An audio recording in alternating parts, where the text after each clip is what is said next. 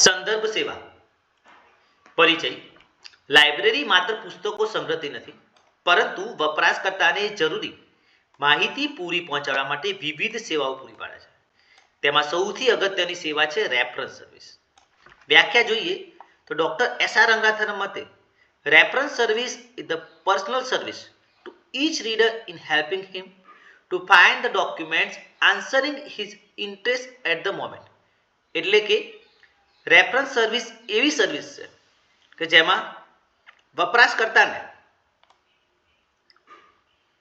કોઈ પણ પ્રકારની માહિતી આપવા માટે પર્સનલ સર્વિસ પૂરી પાડવી.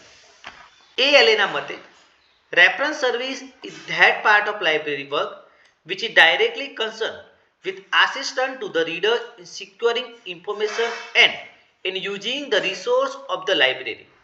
ALAના મતે રેફરન્સ સર્વિસ એ લાઇબ્રેરીની એવી સર્વિસ છે જ્યાં ડાયરેક્ટલી વાચકને પર્સનલ આસિસ્ટ કરવામાં આવે છે અને લાઇબ્રેરીના રિસોર્સિસનો ઉપયોગ કેવી રીતે કરવો એ બાબતે ગાઈડ કરવામાં આવે છે.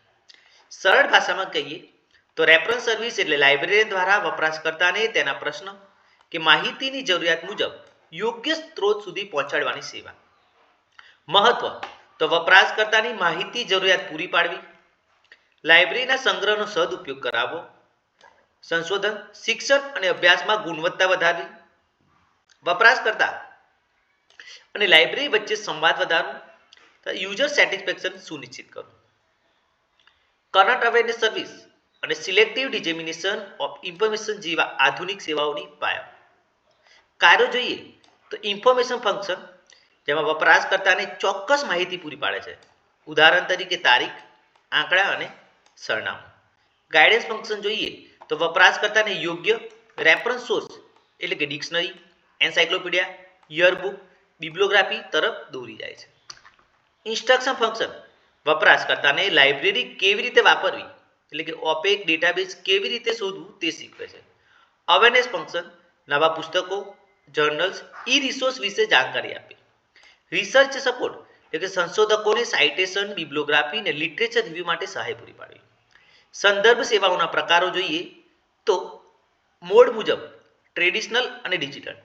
તો ટ્રેડિશનલ અને મેન્યુઅલ રેફરન્સ સર્વિસ જેમાં ફેસ ટુ ફેસ પ્રિન્ટ સ્ત્રોતો પર આધારિત છે, ઉદાહરણ તરીકે ડિક્શનરી, એન્સાઇક્લોપીડિયા અને યરબુક તપાસવી.